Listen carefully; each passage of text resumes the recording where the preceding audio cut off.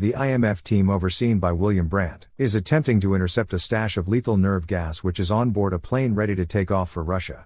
IMF agent Benji is observing the plane from a distance, with no sign of Ethan, their top agent. Agent Luther, who is on mission in Malaysia, taps into the comms, indicating that the only way to stop the plane now is to hack its controls via a Russian satellite, which they don't have authorization to do. The plane begins to take off, so Luther hacks the satellite, giving Benji a chance to access the plane. Just then, Ethan turns up, ordering Benji to open the door, before launching himself onto the now moving plane. Ethan hangs on for dear life as the plane begins to lift off, with the team yelling at Benji to open the door. With the plane now mid-flight, Benji manages to open the cargo door, which alerts the pilots. Benji eventually manages to open the side door, allowing Ethan to slip inside. Once there, Ethan manages to strap himself under the stash of weapons and escape the plane. After a successful mission, Ethan goes by a front for the IMF to collect his mission briefing. The agent there has heard stories of Ethan's heroics, not sure what to believe since they sound too good to be true. Ethan plays the IMF message, which indicates that the stash of weapons belongs to a secret shadow organization known as the Syndicate. Suddenly the voice in the message indicates that they are the Syndicate, having infiltrated the IMF, warning Ethan that they will eliminate him and his team. Suddenly gas begins to fill his room. Outside, a cloaked assassin holds the IMF agent at gunpoint, then coldly shoots her dead. Ethan struggles, but the gas eventually knocks him out. In Washington, D.C., Brandt is facing a board regarding the actions of the IMF in the past. CIA Director Alan Hunley points out all the destruction the IMF has left in its wake, citing that the IMF needs to be dissolved and incorporated into the CIA. Agreeing with Hunley, the chairman rules in his favor. Ethan wakes up in a room bound by his hands and legs to a post. A woman enters the room and appears to be preparing to torture Ethan when some Russian gangsters enter also. Ethan identifies one of the men, a mercenary by the name Vinter, also called the Bone Doctor, who is supposed to be dead. Vinter begins to beat on Ethan, unaware that the woman has secretly taken up the key to Ethan's locks. She flashes the key to Ethan, who in turn knocks out Vinter and catches the key. The woman is then forced to fight against the men in the room, but her fast moves allow her to keep the upper hand for a short moment. Just as she is grabbed, Ethan skillfully frees himself before launching at the men, and the two manage to kill all the men except Vinter. The guards outside hear the commotion and begin banging on the door, so the woman leads Ethan through a passageway before locking him on the other side of a gate. Her cover is not yet blown, so she urges Ethan to escape. She runs back to her team, who open fire on Ethan down a corridor but fail to hit him. Ethan gets to a safe location and contacts Brandt, informing him of the IMF breach. He warns Brandt that the Syndicate is real and urges him to look into the name Vinter, but Brandt informs him that the IMF has been shut down. Ethan understands that he is now on his own, and Brandt urges him to track down the cloaked man just as Hunley enters the room. He demands to know where Ethan is, but Brandt indicates that he may be hunting the Syndicate. Hunley has no info on any Syndicate and believes that the IMF created the organization to keep themselves in operation. Brandt tells him he'll never find Ethan, but Hunley is determined to track him down wherever he is. 6 months later in Cuba, Hunley and his team have supposedly tracked Ethan to an apartment and sends in a team to grab him. While Ethan works out unaware, the team gathers at the door and eventually bursts in, but it turns out Ethan is in Paris watching them on cameras. Inside the room, the CIA team sees multiple news clippings and photographs of suspected Syndicate members whom Ethan has been tracking for a while.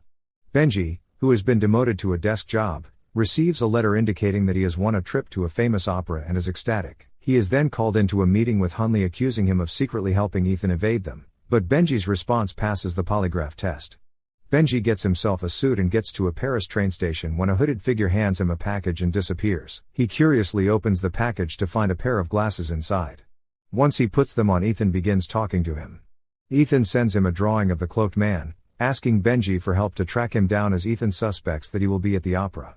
The plan is for Benji to locate the man, tag him, and allow Ethan to be able to track him. As the opera is about to begin, a tall blonde man carrying a briefcase of supposed instruments makes his way into the opera. Benji breaks into the server room and hacks into the security feed, where his invitation turns out to be a high-tech laptop. The opera begins and Benji starts scanning the face of each member of the audience to find the man. Ethan himself has made his way to the upper deck of the opera, directly above the Chancellor of Austria, who is suspected to be a target of the Syndicate. Benji is checking the cameras when he sees the tall blonde Russian sneaking around and directs Ethan to his location. Ethan spots the man and begins to follow him when he sees the woman who saved him. Wearing her beautiful dress, she gets to a location directly overlooking the Chancellor and begins to assemble a sniper rifle. The blonde man takes position and begins to assemble his rifle. Ethan finds him, and launches himself at the assassin, and the two begin to struggle. The man is much taller and stronger than Ethan, tanking all his hits and beating his ass. Meanwhile, the unknown man is watching the fight through the assassin's contacts. Ethan is barely holding on for dear life, when he spots another Russian assassin about to take aim at the Chancellor. Ethan manages to defeat the Russian man and grab his gun. At that moment he spots the woman also taking aim and is unsure who to take out. Knowing time is running out, Ethan shoots the Chancellor in his arm, causing both assassins to miss. The woman shoots at Ethan, and as the Russian fires at her, Benji bursts into the room to tackle him. The woman takes aim at them and shoots the Russian dead before launching herself from the platform to make her escape. Cops begin to flood the building, blocking her way out when Ethan turns up offering to help her. Ethan grabs a rope and the two run to the roof of the building. They both manage to make their escape to the street before the cops can corner them on the roof. The Chancellor and his team are making their getaway from the opera when a bomb planted inside his car explodes, killing him. Benji pulls up in a car and picks up Ethan and the woman, quite pissed since she tried to shoot him. The woman introduces herself as Ilsa Faust, a deep-cover MI6 intelligence agent. As Ethan removes all her little gadgets, she explains that she had to kill the Chancellor to regain the trust of the people she is working for. They soon realize that they are being followed by a van of men who open fire on the car. To maintain her cover, Ilsa dives from the car in an apparent escape. At CIA headquarters, Hunley gets news of the death of the Chancellor and how Benji coincidentally was present. Based on this, he decides to make Ethan #1 priority with orders to shoot to kill. Ethan and Benji ditch the car and head over to one of Ethan's longtime safe houses. Ethan immediately hands Benji fake travel documents, telling him to return to DC and tell the CIA that he tried to recruit him. Benji is hesitant to spill on his friend, but Ethan explains how the man in the code is behind recent massive casualties which were cover-ups for assassinations and coups. He shows Benji a list of Syndicate agents who are technically dead, meaning they could be anywhere at any time. Their first step is to track down Ilsa when Benji notices that her lipstick is also a USB drive. Ilsa returns back to Syndicate headquarters to report to the man in charge, who is actually a rogue MI6 agent, Solomon Lane. He scolds Ilsa for allowing Ethan to escape from her, twice questioning her loyalty, but Ilsa reassures him that she is on his side. Solomon orders her to find Ethan, but she reveals that she has already laid a trail for him to follow. Benji is able to find information about a secret facility in Morocco which holds a digital ledger belonging to the Syndicate. The two arrive in Morocco to a villa where they meet Ilsa once more. Ilsa explains the identity of Solomon and how MI6 sent her undercover to identify Syndicate members. She explains how Solomon kept a digital ledger on everything about the Syndicate which was stolen from him and is being held in the secure facility they saw on her flash drive. In an attempt to steal it back, Solomon sent Ilsa, however Ilsa notes that the mission is impossible. Roll credits. Brandt meets with Luther, telling him about Ethan being hunted by the CIA and wants Luther to find him before they do. Luther initially refuses, citing that Ethan can take care of himself, but Brandt explains that the CIA are looking to kill Ethan and Benji. Luther changes his mind, but warns Brandt not to double-cross him. In Morocco, the three plan to send Benji into the facility, but are unable to impersonate any agents without first loading a biometric profile of Benji into their system. The storage for these profiles is kept underwater where no oxygen tanks can be used, but Benji is quite sure that Ethan can do everything while holding his breath. Ethan and Ilsa skydive onto the facility while Benji pulls up to the gates to get access. The two get above the water intake for the profile storage, where Ethan changes off into a wetsuit and loads his suit up with oxygen. Once he is filled, Ethan launches himself into the water intake valve where the current pulls him inside the large machine. Ilsa shuts the water intake off, slowing the movement of the water and allowing Ethan to swim to the profile for Benji. He is about to change them successfully when a mechanical arm smacks him away. The scientists working at the facility manage to get the water intake working again, which sends Ethan and the cards into a spin. Benji has arrived at the biometric scans just as Ethan grabs the cards and gets to the slots and changes them successfully. Ethan tries to escape, but he runs out of oxygen and passes out. Ilsa suddenly grabs him and escapes the waters and manages to resuscitate him. Benji meets up with the two, celebrating grabbing the ledger when Ilsa suddenly knocks him out and runs away with the info. Outside, she tries to escape when members of the Syndicate meet up with her. Ilsa suits up with the men who are planning to ride out together, but she suddenly knocks down their bikes and rides off. Ethan and Benji jump into their car and spots Ilsa riding away and gives chase. Ethan takes a sharp corner and ends up face to face with Luther and Brandt, who had tracked him to Morocco, and they also join the chase. The bikers open fire on both Ilsa and Ethan, causing Ethan to take a side street. Some bikers follow him, but Ethan, with some impressive driving, manages to knock them off their bikes. He throws the car into reverse, escaping gunfire before they are launched off a platform, flipping the car multiple times. The biker approaches the car about to end them but gets sent to see Jesus by Brandt. Ethan sees Ilsa ride past being chased by the bikers and jumps on the nearby bike. One biker tries shooting at him but gets sent flying. Ethan catches up with Ilsa being chased by one remaining biker who starts to shoot at Ilsa, but Ethan knocks him off his bike. He pushes the bike to its limits, but as he rounds the corner he is shocked to see Ilsa standing in the road, which causes him to crash.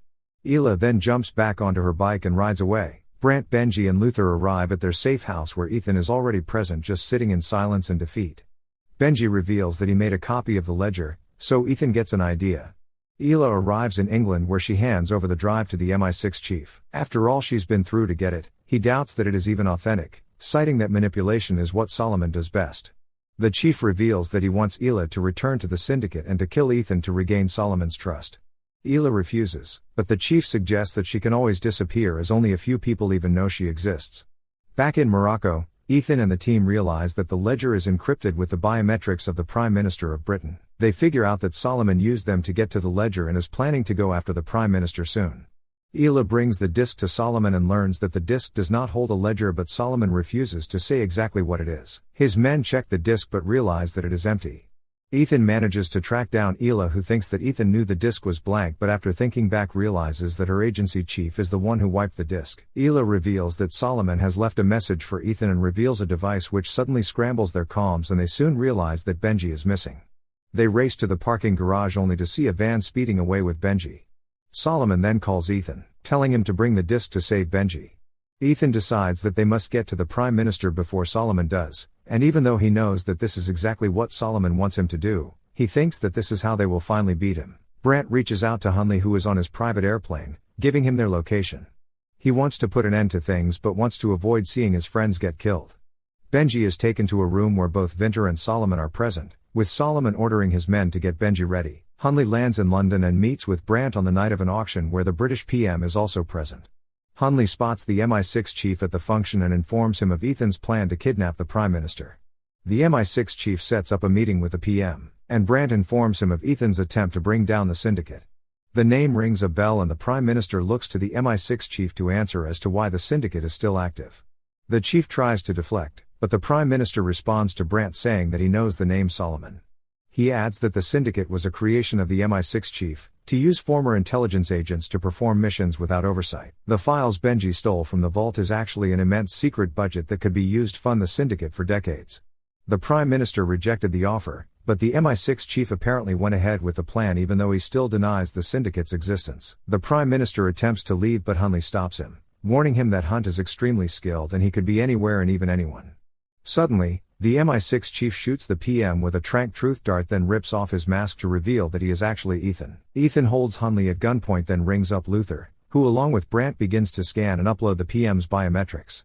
Meanwhile, the real MI6 chief turns up to the auction and is making his way to the room. Brandt gets the PM to say the passphrase which unlocks the files to reveal secret bank accounts all over the world. The MI6 chief and two bodyguards barge in, but Brandt and Ethan tranq the guards before hitting the chief with a truth serum dart. Ethan reveals that he knows that the chief created the Syndicate, but Solomon turned it against him, and the chief confirms this to be true. Hunley is taken back by the revelation but develops a new respect for Ethan's determination. Ethan then calls Solomon to set up an exchange for Benji, but destroys the data, not wanting to chance Solomon getting his hands on the money. Ethan arrives at the meeting place where he sees both Benji and Ilsa seated. Benji is wearing wires, a camera contact lens and also a powerful bomb strapped to his chest. Solomon tells Ethan through Benji to have a seat. He brags that everything went according to plan, but Ethan reveals that he knows that Solomon will stop at nothing to get the money and that's what he will use to catch him. Solomon demands the disc, but Ethan reveals that it's all in his head and if he kills Benji then he is left with nothing. Without a choice, Solomon disarms the bomb. His men try to close in on them, but Ethan tells Ilsa to shoot him if they get too close. Ethan is adamant that Solomon let Benji go and he complies and gives up the code to remove the vest. Benji gets free and leaves and Solomon orders his men to kill Ilsa and capture Ethan. The men open fire, but Ethan uses his body as a shield for Ilsa before the two make a run for it. They manage to ambush and take out a few guards chasing them before escaping in an alley. Ethan tackles a man through a window while Ilsa is chased by Vinter. He closes in on her but Ilsa ambushes him and disarms him.